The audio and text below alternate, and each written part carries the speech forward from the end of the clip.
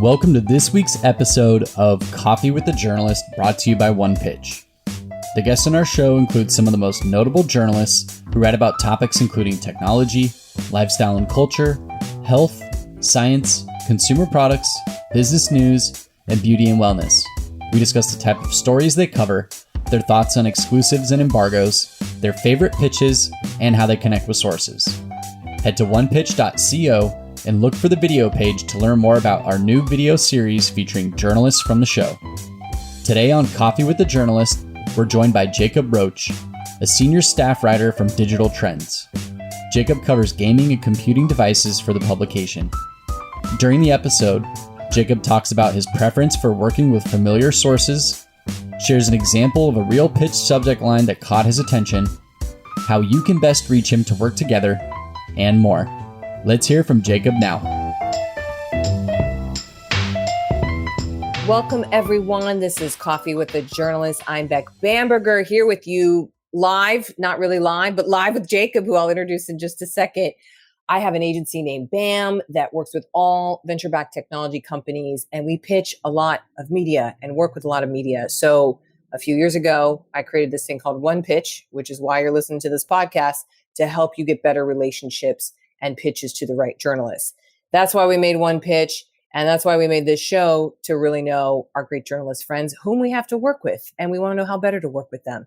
So with that, today, Jacob Roach is here. He's the senior staff writer of computing at Digital Trends. If you're wondering what is computing even at Digital Trends mean, we will get into it. But Jacob, welcome first off. Hey, yeah, thanks for having me. You got it. And way to bring your, I know no one can see, but we did a little video portion before. You got like your souped up mic on. You got your stuff. You are prepared, sir. So Jacob, before we get into the pitches in your inbox and all that stuff, for those who are maybe not as well in the know of Digital Trends, and now I'm asking this about every outlet we have on here, what could you describe is Digital Trends? Digital Trends, I'd say, is a consumer technology website. Our kind of guiding motto is tech for the way you live. And that takes a lot of forms, but the idea is that we're not scared of being technical and getting into details and laying it all out there, but our focus is informing readers about technology or products that may enhance their lives, provide them enjoyable experiences, and just make living a little bit more fun. I like that. Yeah, we try and balance the technical stuff with the products that people actually care about and actually want to buy. Mm-hmm. And you write specifically in a pretty nerdy vertical, I will say. Yes. Computing, gaming, all these great things. And that's a bit of your background. And we'll talk about pitches as it relates to that in just a second. So if you're listening right now and gaming is your thing and you really are down with that, this is your guy. This is totally your guy. You probably even know Jacob already. So Jacob, how does your inbox look? It's bad. I have a lot of stuff. I try and clear out things as quickly as I can, things that are just clearly not important to me or nothing that I would even, come close to covering.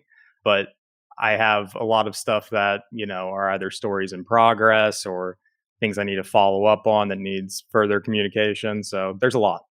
What's the majority of pitches, if you had to say? Or what percentage? What percentage? What is the percentage of pitches?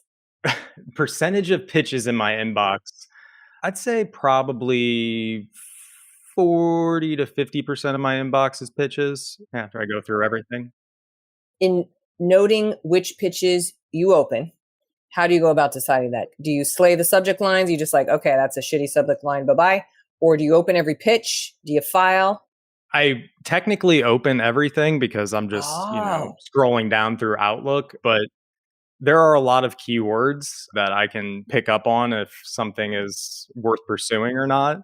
So lately, a lot of crypto, Web3, that type of thing, getting a lot of pitches around that. That's something that Digital Trends doesn't really cover. And for the vast majority of people, that's not impacting their life right now. And once it does, then we'll cover it. So, if I can see crypto, Web3, or, I'll get like a lot of pitches for like baby monitors of all things. Doesn't exactly fit in with Destiny 2. No, it sure doesn't. So you open every single pitch. What's a good pitch to you? And what are the elements of a good pitch? We must know. In general, I'd like to see a pitch from somebody that I already have a relationship with. There's definitely room for unsolicited pitches, but if it comes from a company or a contact that I've talked to in the past, that's good. The main thing I want to see out of a pitch, though, is potential to go further. I generally approach stories, especially when I'm pitched by, a company's PR team that's launching a new product or something. I'm coming into that story with an assumption that there's an angle for that company they want to tell a certain story, and that's great. But I also want to make sure that I contextualize that story. So I'm really looking for potential to expand outside of what is just in the email and bring in other sources, bring in additional context. That's what gets me excited. Is it helpful then if you see in a pitch, hey, Jacob, here's additional sources I have for this story. Insert A, B, C expert. Like, do you wish to see those listed or included? Yeah, it's certainly helpful. And I've gotten additional sources that way or just been pointed in, different directions of research. That's helpful for sure. But I think it comes back to what the story is that's being pitched, because I can talk to 3 people, but if they're all telling me the exact same thing, it's not much of a story. Jacob, when you think of the subject line, so I know you already said you open every email. So in a way, maybe the subject line doesn't matter so much. But for you, we're very big here on talking about like the essence of the subject line, how important the subject line could be. What is the best subject line, either ever or lately, that you have received? And then tell us why. Yeah, sure. So I actually have 2 examples. I got one this morning, actually, that was really great. And, maybe this is a little bit self-absorbed, but someone's subject line was just a headline for an article I wrote about 6 or 7 months ago. And it's recycling isn't enough. Here's how to solve the e-waste crisis. And so it was someone reaching out about some circular economy, e-waste, this type of story, this type of pitch. But at the very least, the subject line says, hey, I know what you cover. I read your story. I'm from this company or I'm representing this company. And I think that we could work together based off of what you've written in the past. So just a really quick way to be upfront that, hey, I care about writing this story. I'm not just like blasting the same email out to a million people. Yes, because you can't recycle that subject line. Exactly. Yeah. Did the subject line say like the headline of your story? Tell us a little bit more if you can. No, it was the copy pasted headline. Wow. Okay. And so at the very least, it was a good strategy to get me to open and consider the body of the email. So I'm like, hey, I think I wrote that. Yeah, I remember that one. I haven't heard that before. That's pretty savvy. Okay. What's your next one? Yeah. And so the next one it's a very dry subject line. It's researchers discover a new hardware vulnerability in the Apple M1 chip. It's very, very dry headline, but I prefer that almost. This particular story was about MIT discovering this certain vulnerability that affected a lot of different processors and a lot of different chipsets, but they related it to Apple. They related it to the M1, which is a really important area of coverage for us at Digital Trends.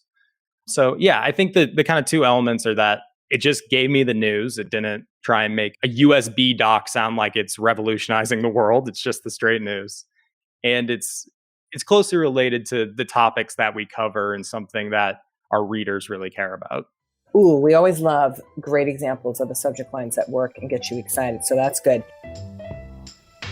Today's interview will continue after this brief message brought to you by OnePitch. Are you curious to see the unique ways OnePitch helps PR professionals and marketers pitch journalists? Head to onepitch.co to learn about our new OnePitch score and see how easy it is to find the right journalist to pitch your news to. Sign up for your free account today. Now, back to today's episode.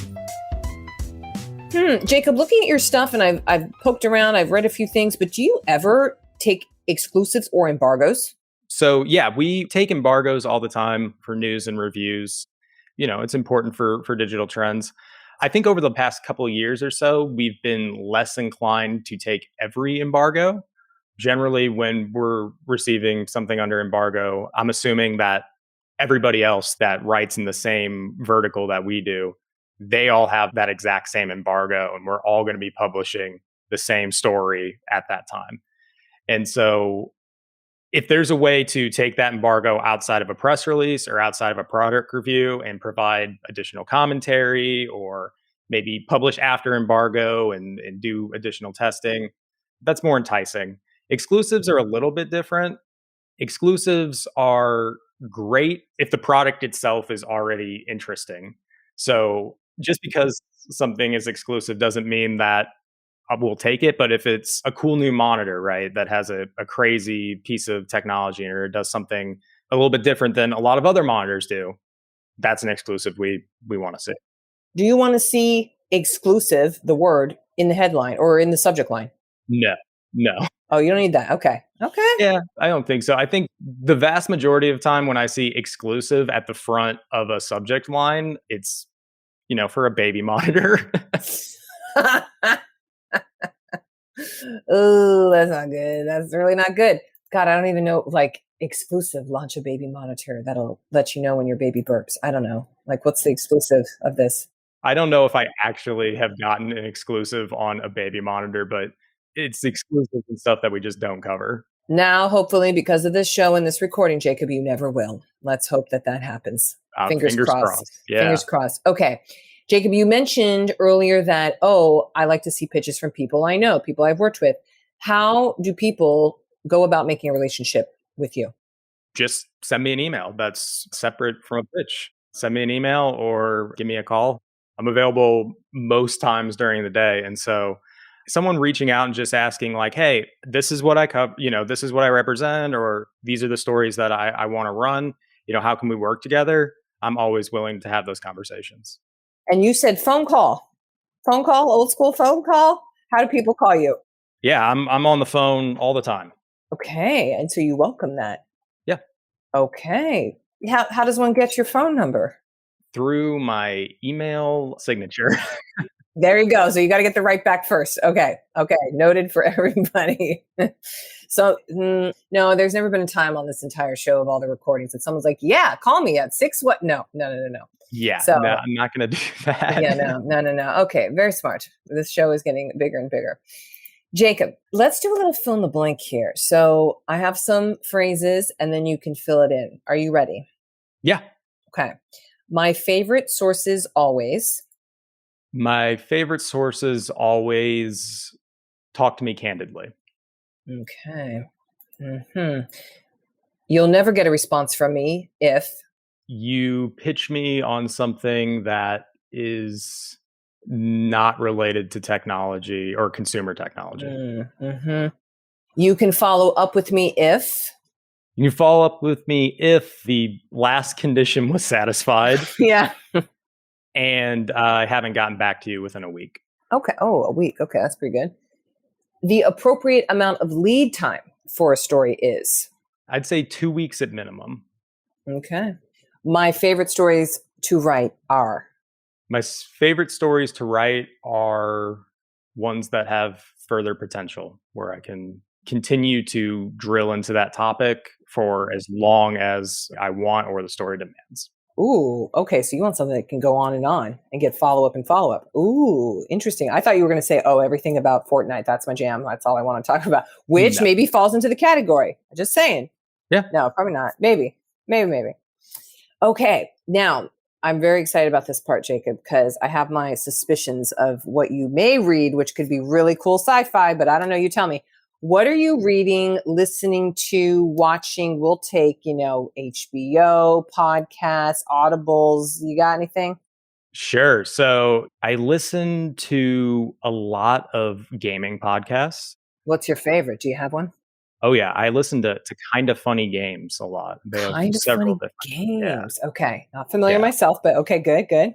Yeah. Listen to them a lot. As far as what I'm watching, I just finished The Boys for the first time. I'd never watched it on Amazon. Oh, I never watched it either. Did you like it? Oh, yeah. It is fantastic. And I kind of expected, it's satirical superheroes and it's rated, See, that's what I thought. It was kind of flat. No? Yeah, that's what I thought as well. But no, there's so much commentary. It's just so smart. I love that show. Yeah. Oh, good. Okay. I thought it was too bro-ish. Yeah, light. So, okay. Ooh, I'll add it. That's very good. Okay. Anything else? Nothing at the moment. I play a lot of Destiny. New stuff in Destiny just came out, so I've been playing Destiny a lot lately. Okay. What do you love about Destiny? I can't say I'm a big gamer, so I'm not too familiar, but what is it about it? Destiny 2? Yes. Yeah. Yes, Okay. Destiny 2. People love it though. It's 9 out of 10 absolutely. on Steam. Yeah. Yeah, I love being able to play with friends, and I love the community that comes out of it. There's a lot of people I play with that I otherwise probably would have never met, and I've gone on vacations with. So really a community. Yeah, definitely within the people I play with. You have to work together. You're not Yeah, of working course. against each other. So it definitely forms bonds. Oh, I love that that's a form of community. I think that's so cool. And you have to, exactly what you're saying. It's multiplayer. So you got to be in there all fighting against the one villain or whatever objective you're doing. So, fascinating. I love it. Okay. Now totally unrelated. Well, maybe it is somehow related to this, but I'll just ask it anyway. What do you think the future of journalism is? The future of journalism. The future of journalism right now is Twitter in a lot of ways. I mean, it's not really the future. It's been a significant part of journalism for so long, but more and more I'm seeing what would previously be an SEO play or a listicle type thing. Those are being converted into Twitter threads or maybe even TikToks. And so that kind of short form content, I think, is a big part of the future of journalism, to disperse information as quickly as possible.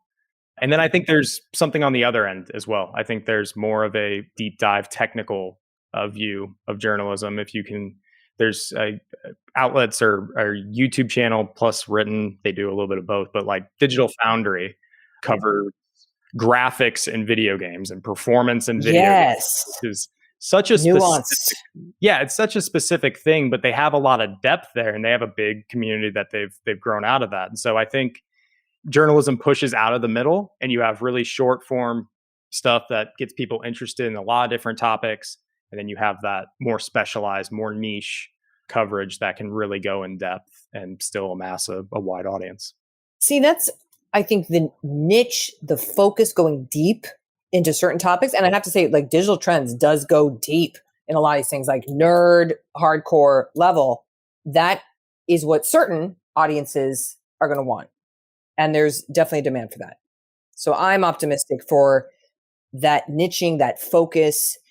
Do we need 900 CNN, CNBCs that are breaking news? No, I don't think there's an appetite for that. A dozen, 2 dozen, maybe, and all that good stuff. But I think there's something certainly to like deeply owning a vertical and deeply going into the content and having the expertise that really great journalists are all about.